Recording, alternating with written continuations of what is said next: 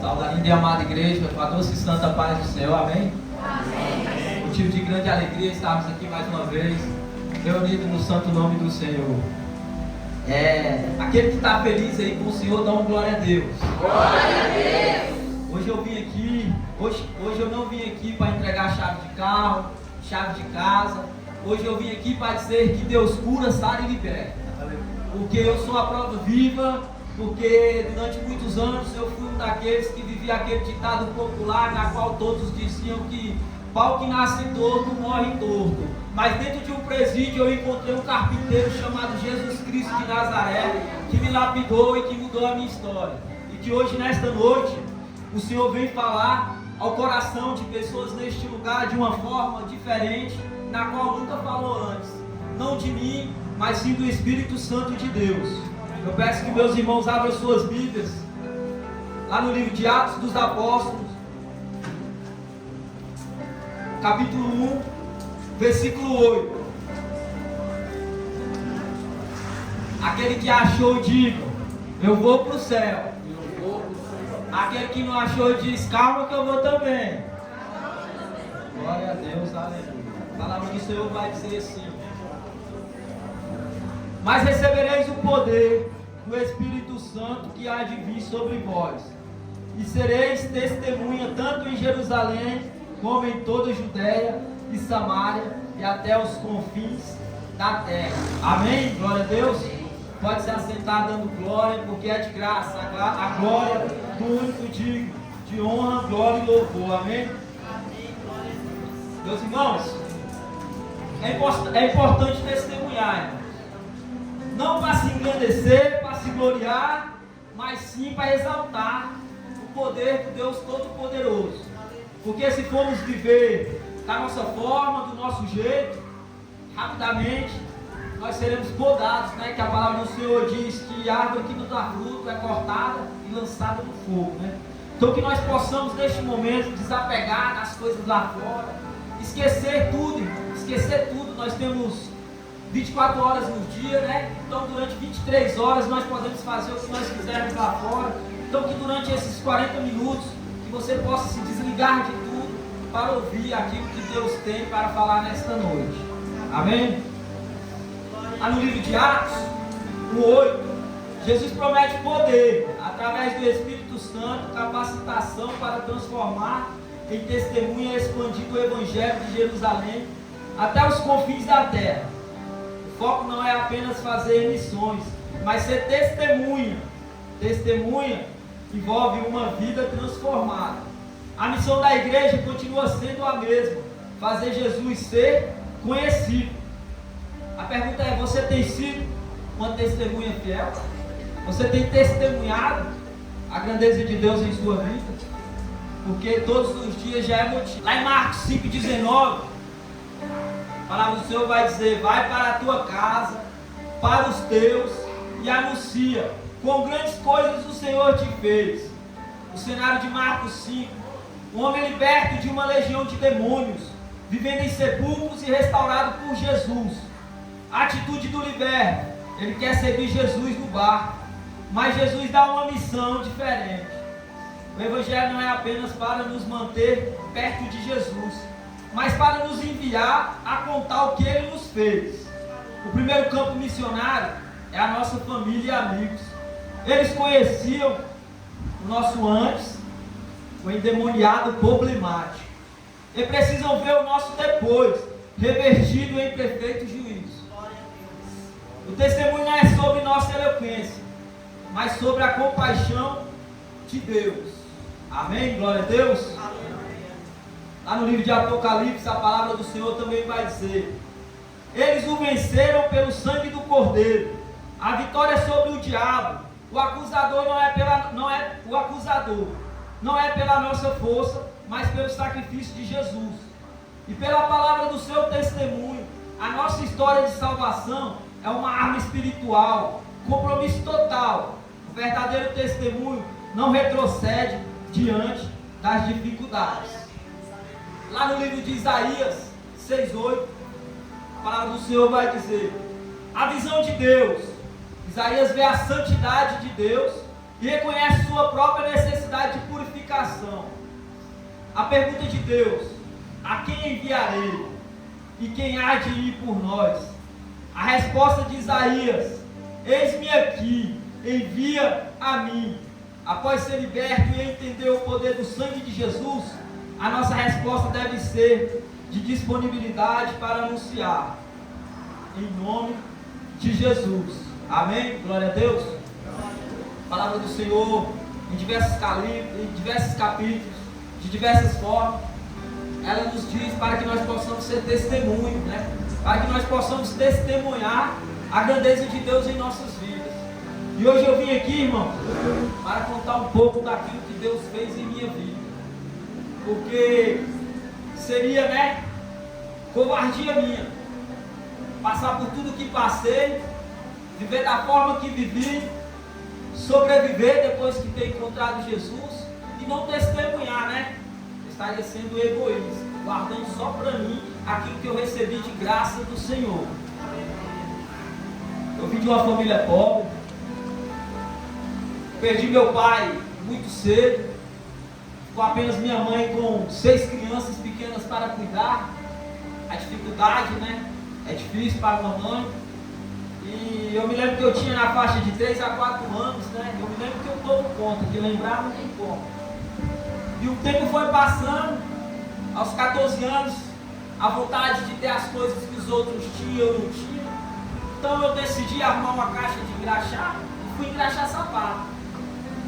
Dali, né, se tornei um trombadinho, né? Engraxando sapato, cheirando tinho, 14 anos de idade, cheirando cola. E ali a ambição foi entrando, né, cada vez mais na minha vida. Aos 15 anos de idade, já estava vendendo droga, já estava roubando. E ao final dos 15 anos, para completar 16, eu cometi o meu primeiro crime, né, contra a vida. Não falo isso para me engrandecer, mas para mostrar que Deus muda, não importa o seu passado. Diante desse primeiro crime, porque assim, ao tempo que eu fui crescendo, meus irmãos foram crescendo também.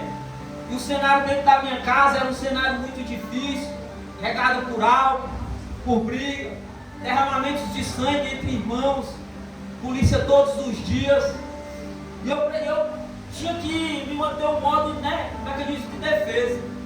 Como que eu ia me defender do mundo por não ter um pai, né? Até mesmo dentro de casa, por ser magro, fraco, eu optei pelo crime, né? De trombadinha para traficante, querendo ou não, virei um ceifador de almas, né, de vidas. Mas eu tinha uma mãe que ela tinha uma fé. E eu me lembro que quando ela me buscou a primeira vez numa delegacia, na área da 17ª, não sei se vocês conhecem ali, a área da Chaparral, Ceilândia. Eu me lembro que o delegado falou assim: mãezinha, pelo crime que esse teu filho cometeu, pelo que ele está envolvido, a senhora não vai ver ele completar 18 anos. Eu me lembro que a minha mãe chorou, mas falou, né? Deus não vai deixar. E ali foi se agravando, dia após dia, né? Cage, sai de cage, cesame, sai de cesame. Com 18 anos de idade, fiz 18 anos meia-noite, 3 horas da manhã fui preso. Agora já não é mais fácil, né? Agora já não é mais cage, agora não tem mais piscininha, né, para de menor, não tem mais psicólogo, não tem mais mordomia. Agora é CDP, né, Papudo e Cascavel. Mas ali eu permaneci por alguns meses e saí. Crime de baixo escalão, roubo, saí. Quando eu saí pior do que eu entrei. Porque um abismo, ele chama outro abismo. Se eu entrei lá dentro com algum conhecimento, eu saí pior, com vários conhecimentos. Aquela pessoa que agora optava pelo 1 quilo, 2 quilos de droga, agora tinha um poder em suas mãos de pegar 20, 30 quilos de droga no seu nome, arriscando a sua própria vida. E assim foi se passando. Um abismo chama outro abismo. Tráfico de drogas, chama homicídios, roubos. E ali foi, aproximando, passo a passo, ao inferno, porque é assim que vive criminoso. E eu me lembro que guerras, problemas em Brasília, no entorno, fiquei conhecido no DF em torno, e aquilo ali chama a atenção. Chama a atenção porque as coisas fáceis atraem mulheres do mundo, né? Porque mulheres mesmo não vai querer. Eu mesmo não ia querer um cara da forma que eu vivia nunca. Qualquer hora eu morria, ainda morria quem estava perto de mim. E assim foi agravando, dia após dia. Dia após dia. Agora começou a atirar em todos, em todo mundo. Agora começou, o dinheiro já não satisfazia mais. Mulheres já não satisfazia mais.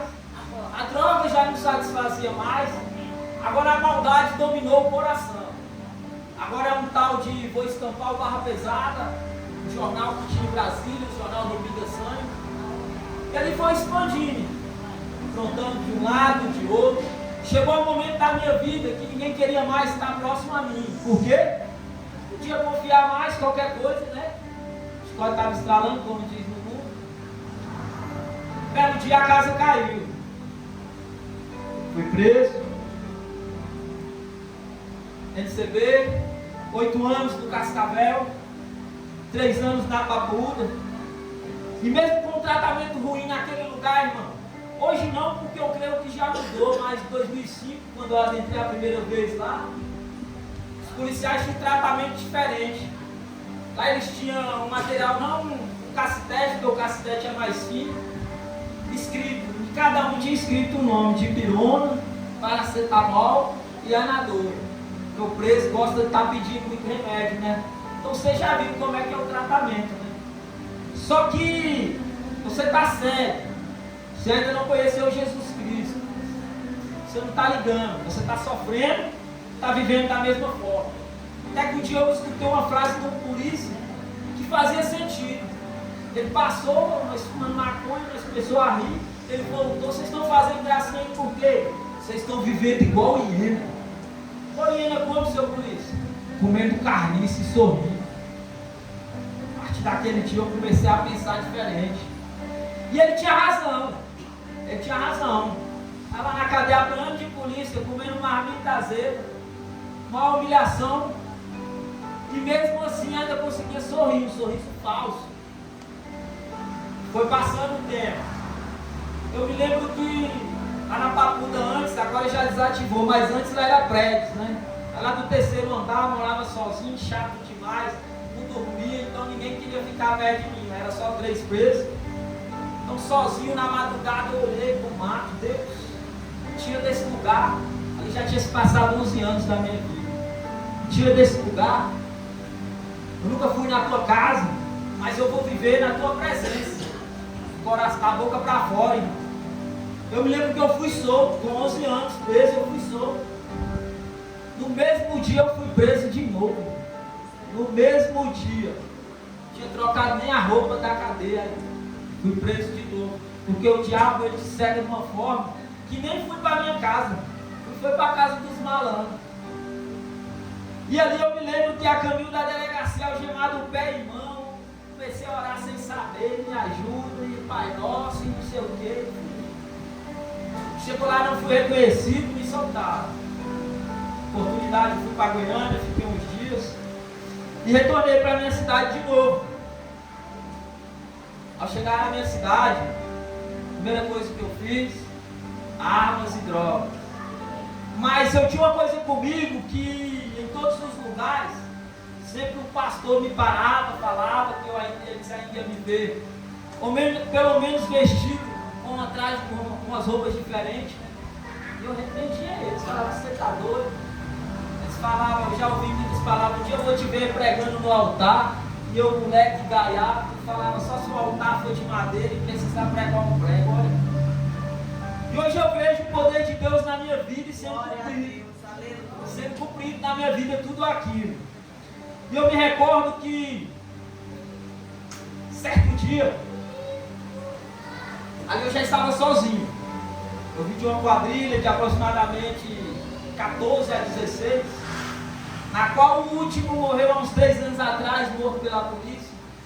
Ou seja, De todos aqueles que viviam na esquina onde eu vivia, só restou eu. Certo dia eu me perguntei, mas por que, Deus? De todos esses, os que mais deu trabalho foi eu, porque eu estou vivo. E Deus me mostrou, né? Eu consegui enxergar, através de profecias, através da palavra de Deus, mostrando na madrugada, abrindo a Bíblia, que eu ainda tinha que andar este mundo, para falar do poder de Deus, né? A transformação que Deus fez na minha vida.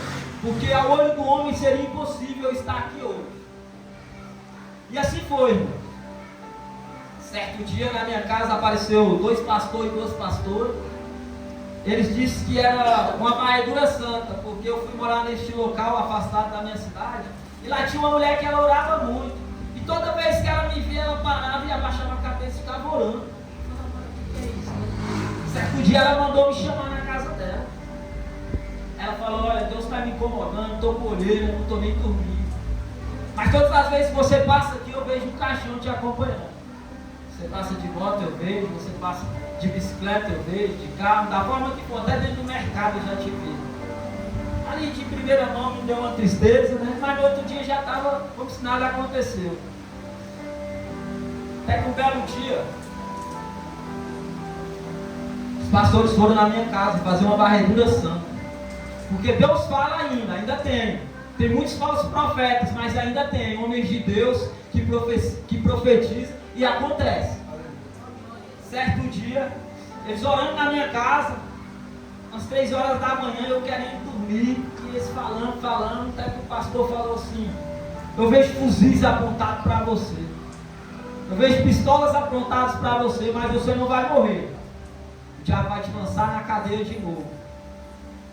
Vigia, vai para os caminhos do Senhor enquanto você pode andar, porque se você for esperar em uma cadeira de roda, ou no leito do hospital, vai ser mais dolorido. Mas a certeza que eu te dou é que você não vai morrer antes de conhecer Jesus. Aleluia. E assim aconteceu, irmãos. Uma semana depois, eu e um sobrinho meu de criação, roubamos um carro e fomos em direção a um desafeto para tirar a vida dele. Mas nem tudo é da forma que nós queremos. A gente faz uns planos, mas quem dá a resposta é Deus. É Jesus que dá a resposta.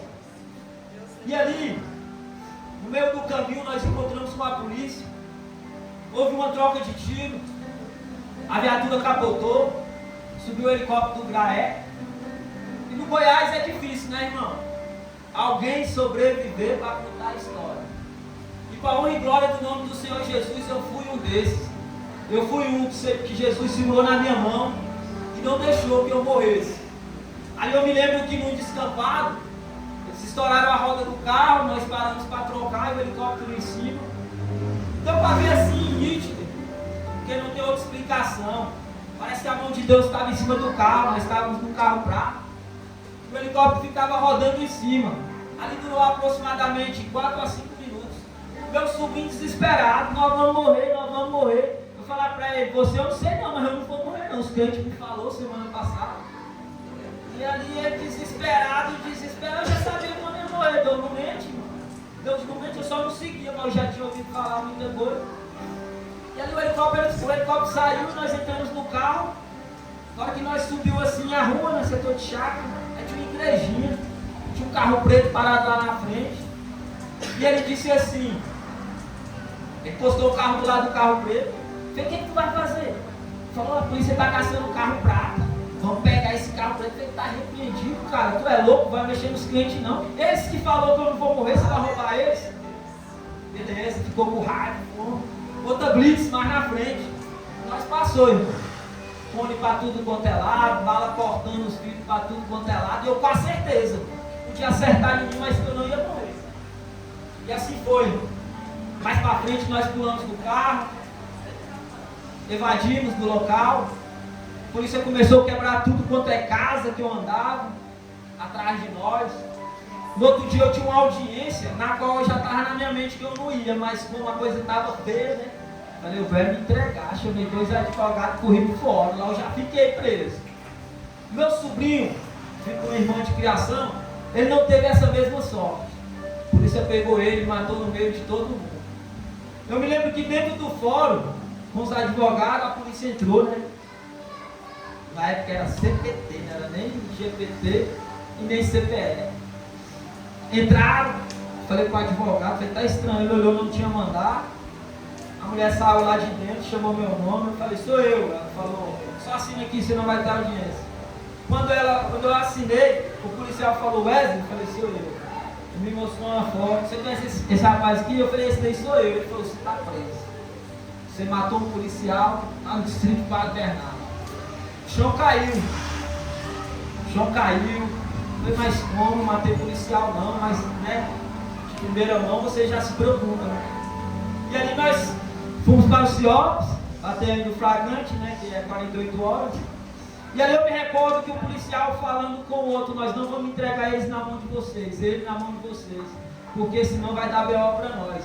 Nós vamos entregar na delegacia de Padre Bernardo e vocês resolvem ele. Eu já apavorei.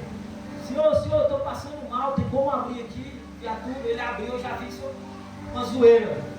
Chama a Record, eu já fiz logo uma loucura. Chama que eles estão combinando de me matar no caminho. O advogado falou, não, você não vai morrer, nós estamos aqui juntos. E aí começou, irmão, uma luta pela vida. Até eu chegar em Padre Bernardo, eu não sei quantas vezes eu rezei o Pai Nosso, quantas vezes eu pedi a Deus para não deixar aquele policial me tomar da viatura, porque eles queriam me tomar. Eu acho que eu nunca fiquei tão feliz em ser preso igual eu fiquei quando eu cheguei na delegacia. Não precisou nem eles me puxar, eu já pulei da viatura e corri para dentro da delegacia. Porque é dessa forma. Na hora que você está armado, encoletado, dono da situação, rendendo todo mundo, você é bravo. Mas na hora que arrocha, irmão, é só Deus. É só Deus, é o primeiro que você clama. É o primeiro que você clama é a Deus. E as promessas vêm. Deus, essa é a última vez. Essa é a última vez. Não deixe eu morrer, que eu vou te servir. Porque nós somos assim. Nós somos dessa forma. Nós prometemos e não cumprimos. Nós prometemos na hora do sufoco, na hora do medo, na hora da tristeza. Mas Deus, Ele é tão poderoso e misericordioso, irmão, que Ele nos perdoa quantas vezes for preciso. A revolta de Satanás contra nossas vidas é porque ele pecou apenas uma vez e já foi condenado. E nós pecamos todos os dias e todos os dias Deus nos perdoa. Todos os dias Deus nos perdoa. Irmão, começou uma batalha, né? Dentro do presídio do Goiás. A prisão de Brasília, 11 anos, lá tinha tudo. Ah, tranquilo, né? Agora vai começar no Goiás. Sofrimento, taxado como, né, atador de polícia, cheio de tatuagem de palhaço, todo complicado, todo irregular. Sofrimento, choque, afocamento, tinha virado rotina na minha vida. Quando eu comecei a pegar a cadeia, minha cadeia já estava há 30 anos, em 2 meses, o desespero já tomou de conta, esposa já abandonou, mãe eu já não tinha mais, meu irmão tinha suicidado, meu irmão cometeu suicídio, eu subi através de um papelzinho por cima do muro, chamado Tereza e Catatal. Nunca mais eu me esqueço da frase que tinha naquele bilhete, quando eu perdi a minha mãe. Meu irmão, eu tenho a pior notícia da sua vida para te dar, mas desde já eu quero que saiba que estou sofrendo junto com você. A sua mãe faleceu. Você dentro de um presídio, sem poder sequer acompanhar, né? O funeral da tua mãe, o funeral do teu irmão também que perdeu. E ali, para todos, queria sair mais um kamikaze da cadeia, né? Queria sair mais louco do que entrou. E aí Deus começou a apertar. Começou a apertar, usando os profetas. Não queria melhorar, queria morrer de todo jeito, mas não tinha coragem de suicidar. Agora eu vou arrumar confusão com os caras bravos para ver se eu morro. Só piorava. Só piorava. A cada dia uma guerra a mais, a cada dia um castigo a mais. E assim foi acontecendo na minha vida. Mas Deus tinha a forma de mudar a minha história. Eu me lembro que eu fui pagar a RDD pela primeira vez, 40 dias no CIS de Lusiânia, dormindo no chão, sem roupa, apanhando todos os dias, e mesmo assim não mudei. Voltei para a nossa comarca, pior ainda. Até que um belo dia nós fomos selecionados para vir para o presídio estadual de Formosa. Aí sim começou o tratamento da minha conversão. Aí não teve mais para onde correr. Eu me lembro que quando eu cheguei já fui separado, taxado como a cereja do bolo. Já comecei a apanhar logo ali, separado todo mundo. Mas ali naquele momento começou a ser plantada uma sementinha no meu coração, através de um versículo que eu nunca mais esqueci na minha vida. Junto com nós chegou um irmão com a Bíblia debaixo do braço. E eu me lembro que o agente, para tirar a onda, falou: por que você está com a Bíblia debaixo do braço? Ele falou: sou evangélico, senhor. Você é evangélico? Sou. Então fala aí para mim um versículo aí, sem precisar abrir a Bíblia. E eu me lembro que ele falou, lá no livro de 2 Crônicas 7,14, a palavra do Senhor vai dizer que se o meu povo, que se chama pelo meu nome, se humilhar e clamar a mim, então eu ouvirei, descerei do céu e sararei a sua terra. Naquele momento, irmão, aquela palavra nunca mais saiu da minha mente, penetrou no meu coração. Se eu fosse tomar um rupinol, eu lembrava. Se fosse tirar uma cocaína, porque na cadeia mais tem. Eu lembrava do versículo, ou seja, nada mais preenchia o vazio que tinha no meu coração. Eu sabia que eu precisava de Deus, mas não tinha força. Até que um belo dia, eu ouvi dizer, chegou um papel para mim, final da minha cadeia em 2037, e os presos começaram a rir, falaram: o cara está querendo ir embora. 2037, eu falei: eu estou querendo, não, eu vou embora. E eu me converti. Eu me lembro que o profeta de Deus chegou dentro da cadeia, falou assim, e eu com os papéis lá dentro, falou: Deus manda te dizer, trouxe a palavra do filho pródigo, Deus manda te dizer que se você descer realmente aos pés do Senhor, você não vai ficar esse tempo que o homem quer que você fique aqui, não. Aí eu pensei, eu falei: será que a polícia falou para ele aí fora, que chegou meus papéis, será? É você mesmo, cara, vem cá. Eu fui lá e ele orou. Falei: eu vou fazer isso. Eu aceitei o Senhor, eu converti, mas eu continuei sem dormir, eu continuei sem comer. Estava pesando 47 quilos. Estava pesando 47 quilos, estava só o rupinol, só a droga, o ódio, a revólver. Aí eu me lembro que eu conversando com o irmão falou: eu sei um jeito, você vai voltar a dormir, você vai voltar a comer, e quando você morrer você ainda vai para o céu. Falei: o quê? Falou: é pesado. Falei: fala. Você vai chamar Deus no particular essa madrugada.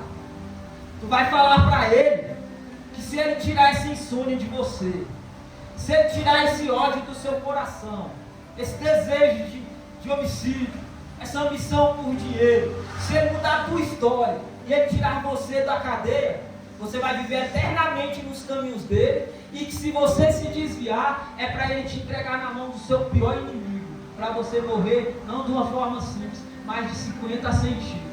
Eu olhei para ele, desse tanto. Ele falou: é. Eu falei: mas funciona? Ele falou: eu já vi funcionar. Mais de 10, eu vi um funcionar. Eu vi 9 morrer. Eu falei: mas um sobreviveu? Ele falou: um sobreviveu. Então eu falei: eu vou ser o segundo que vai sobreviver, porque eu vou segurar na mão desse Cristo, eu vou mudar a minha vida e eu vou viver.